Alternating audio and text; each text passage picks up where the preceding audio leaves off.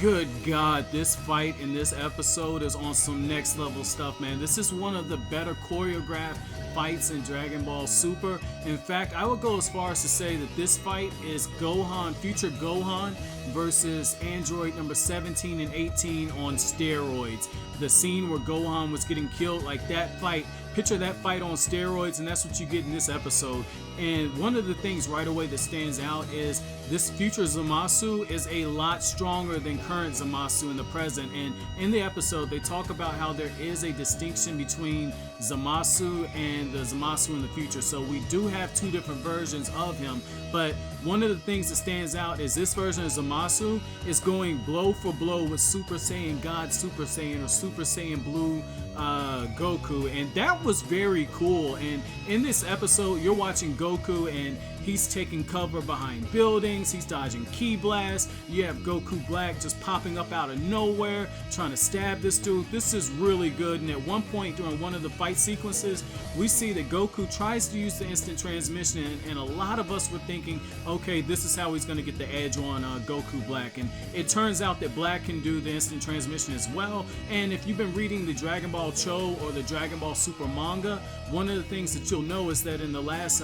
chapter, one of the things that was unveiled to us is that Goku Black can use his instant transmission, and he's quite methodical when he uses it, and we see that in this episode. So that negates any advantage that Goku thought he was going to have. But the cool thing is when Future Trunks shows up, and when I saw him trying to take on Zamasu, and I watched Goku tell him, like, look, these are guys who are outside of your power scale right now. You need to back up. Future Trunks is having none of it. He's going sword against Keyblade with Zamasu, and that sequence of events, like that fighting, was really good. And then when you add in the music, which was hands down the best composed episode of this series so far. The music, particularly the strings that are used, is absolutely beautiful, man.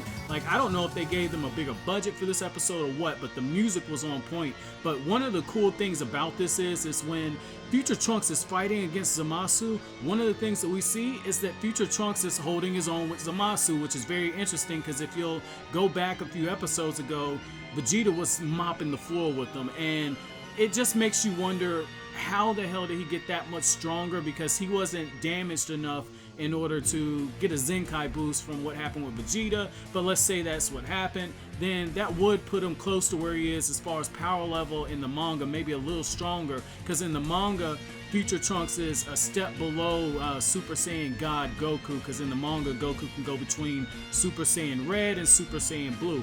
But what I thought was very interesting is that Zamasu tells Future Trunks, you can't harm me in this body because I'm immortal, and he goes on this spiel about how these mortals, these Ningen, have misused the information that the gods had given them. And I thought that was interesting because not only is Zamasu immortal, but the other thing is he's talking about potentially misuse of information from the gods, and the only thing that we've seen the gods teach them is God Ki, which is very important because later on in the episode, what we find out is that Gowasu and Zamasu, they're watching the Universe 6 tournament, and Zamasu's master even says, I don't know why Son Goku is covered in God Ki at this point. I can't tell from watching the television, and to watch Zamasu's facial reaction and to hear the music at that point, that was very good foreshadowing. And I like how even the narrator tells us that what we are seeing is future Zamasu, and then we have present Zamasu. So for those of you who are saying that, oh, this cannot be Zamasu falling from grace this early, that's actually not true, because what we're seeing in this episode is that all of this does take place at the same time. They're just in an alternate timeline, so the fall of Zamasu is still happening at this point. So I was very okay with that. Another thing that I thought was very interesting is after Mai and Yajirobe get Goku and Vegeta and Trunks out of there, you have this very touching scene where Future Trunks is beating up against the glass, and Mai is telling him she's going to do her best to stay alive. She's going to keep her promise to him. And it's Toriyama further developing the relationship between the two. But when you look at this episode and you look at how they raise the stakes, one thing is very clear. This arc is not going to end anytime soon.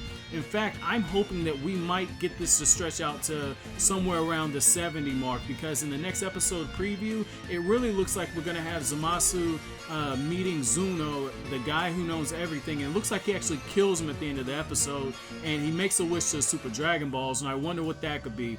Obviously, he's going to wish for mortality, but we don't know how much further Zamasu is going to fall from grace, and I think that this is a very beautiful thing, because what we are seeing is we're seeing internal conflicts and external conflicts mesh against each other, and then they're manifesting in what's actually taking place in the future. So this is good, man. I'm really interested to see how they handle this and how they address the fact that Goku Black and Zamasu are both stronger than anybody in the main series. But guys, if you liked anything I had to say, hit that like button, comment, rate, subscribe, and share. I'll greatly appreciate it. That's it. Thanks for watching.